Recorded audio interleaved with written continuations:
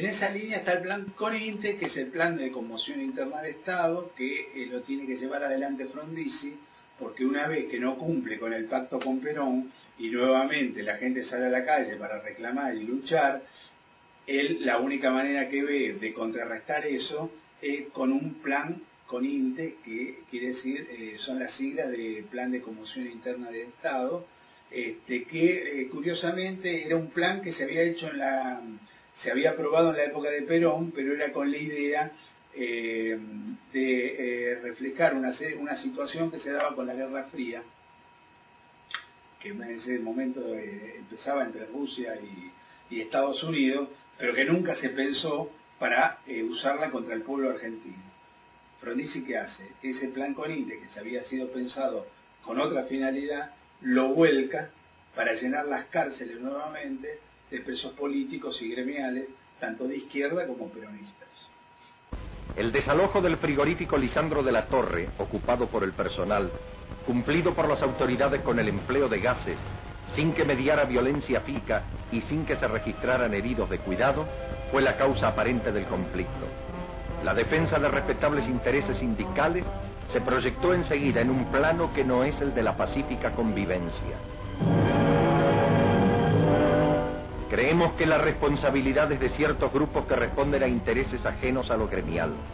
No es posible actuar sin medir consecuencias. Enfrentamos una hora difícil. Con el esfuerzo de todos podremos recuperarnos. Pero las huelgas enervan ese esfuerzo y causan cuantiosos daños al patrimonio nacional. Él va a ser el primer gobierno pretendidamente constitucional, pero que no alcanza el poder. El poder sigue en manos del núcleo militar, que es el mejor aliado de los sectores empresarios, sobre todo de la vieja oligarquía ganadera y de los sectores industriales vinculados con la economía internacional. Hay que pasar el invierno. Lamentablemente nuestro punto de partida es muy bajo. Muchos desatinos y errores nos han conducido a una situación realmente crítica y estos errores provienen de mucho tiempo atrás. Es muy difícil que este mes puedan pagarse a tiempo los sueldos de la administración pública. Se están juntando los últimos pesos que entran para tratar de hacerlo, pero no hay ninguna garantía de que lo podamos hacer. En todo caso, los sueldos no hubieran podido pagarse en su totalidad si no hubiera mediado el último depósito en dólares que nos ha hecho el Fondo Monetario Internacional. Esta es la realidad triste pero histórica que deben conocer todos los argentinos. Estamos viviendo de los préstamos extranjeros. ¿Qué hace Frondizi para terminar con el peronismo? La integración. Una hermosa sociedad donde los peronistas tienen que poner los votos y los frondicistas el gobierno. Los muchachos no lo vieron muy viable a eso y terminaron enfrentando al gobierno de Frondizi. En marzo del 62, para ser exactos el 18 de marzo, permite que se llame elecciones en la provincia de Buenos Aires, con el peronismo habilitado para presentarse, y el peronismo nuevamente gana. Ese es su certificado de función, porque el verdadero poder detrás del trono, que era el gran capital y los militares, su brazo ejecutivo, no iban a permitir que el peronismo volviera. Entonces vemos que se va achicando, digamos de alguna manera, la manera de contener al peronismo. Ya no pudo ser por la fuerza bruta, no puede ser por la integración que propiciaba el frondicismo. El peronismo gana la provincia de Buenos Aires y el directorio se cansa del gerente y lo echa. ¿Por qué digo esta figura del directorio y del gerente? Porque ni la caída de Frondizi ni la caída de Ilia son cruentas. Las Fuerzas Armadas dicen, usted se va, y se va. Si nosotros pensamos, con la caída de Irigoyen hubo algunos tiros. La Revolución del 43 fue el desplazamiento de todo Campo de Mayo. La Revolución Libertadora fue prácticamente una guerra civil. Frondizi e Ilia se van. A uno lo meten en Martín García y al otro le llaman un taxi en la puerta. O sea, no hay violencia porque no es necesaria. Fracasada la integración, Guido. Guido es un fantoche durante cuyo gobierno se restablece el extremismo de la época de la Libertadora. Vuelve el decreto ley 4161 que proscribe hasta nombrar la palabra Perón, con pena de prisión y multa, la proscripción del peronismo, etc. Después se llama elecciones nuevamente con el peronismo proscripto, y el radicalismo, pese que había dicho que se había juramentado con las demás fuerzas políticas de que si algún partido era proscripto no se presentaban elecciones, el radicalismo igual se presentó y obtiene un triunfo pírrico con el 23% de los votos, que no hay que ser muy inteligente para darse cuenta que ya estaban condenados al fracaso mucho antes de asumir. ¿Qué hace Ilia? Ilia apunta a la domesticación del peronismo.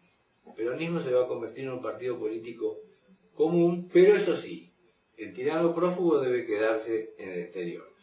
Ahí es cuando se produce la jugada de Perón de intentar volver a la Argentina, y ahí se acabó el democratismo del gobierno de Ilia. El canciller Zabal Ortiz, pero no por cuenta del canciller, sino porque el presidente estaba atrás, pacta con la dictadura brasileña para detener a Perón y hacer que se vuelva a Madrid. Miguel Ángel Zabal Ortiz es el único civil que arriba de los aviones en Plaza de Mayo el 16 de junio del 55 bombardea al pueblo. Los sectores de poder se dan cuenta que en el 67 va a haber elecciones presidenciales y que no se pueden arriesgar nuevamente a dar un golpe de Estado después de que haya una elección que gane el peronismo. Entonces cortan por lo sano y destituyen a Ilia en 1966, y una junta de comandantes, 3 personas, en rigor la verdad, eligen un presidente que va a ser Onganía. Argentinos, he asumido el cargo de presidente de la nación que las Fuerzas Armadas han coincidido en conferirme, convencido de que la gravedad de la circunstancia nacional nos impone obligaciones inexcusables. El primero que apuesta a Onganía es Bandor, que ha ido a elecciones contra Perón en la provincia de Mendoza, y el candidato de Perón le gana al candidato de Bandor, y Bandor ahí se convence que no le va a ganar una elección a Perón, y entonces apuesta a los militares. Por eso Bandor, por primera y dicen que única vez en su vida, se puso corbata para asistir a la asunción de Onganía. Juan Carlos Onganía, dictador por 20 años. En 20 años se muere el viejo y se soluciona el problema. Muerto el perro se acabó la rabia. Pero la dictadura, que llega a tener un poder omnímodo en un momento dado, Onganía se libra de los comandantes en jefe que lo han puesto en el gobierno, disuelve los partidos políticos sin mayor resistencia, le da un golpe terrible a los mismos sindicatos con Bandor a la cabeza que han apostado por Onganía. El 67, el único poder es Onganía. Fundamentalmente a partir del 70, donde ya organizados nuevamente los trabajadores, fundamentalmente luego del Cordobazo, donde ya se ve una ofensiva del campo nacional y popular, entonces empiezan a haber elecciones en los gremios y a ganarse gremios seccionales e inclusive algunos sindicatos importantes, y ahí, bueno, también hay que recordar obviamente esa división de aguas importante que fue la creación de la CGT de los argentinos, que a su vez nuclea a todos esos grupos combativos que podían venir del cristianismo, podían venir de la izquierda, podían venir del peronismo, pero que los aglutinaba fundamentalmente un cambio revolucionario. Aparece la peronización de la juventud, especialmente de la juventud universitaria, y hasta la noche tiene que hacer un sumario en el colegio militar porque descubre un grupo de oficiales que van a escuchar las charlas de Hernández Arregui, no solo peronistas, sino también marxistas. Ahí sí empieza lo que va a ser, digamos, la retirada del régimen, sin ningún tipo de condiciones prácticamente.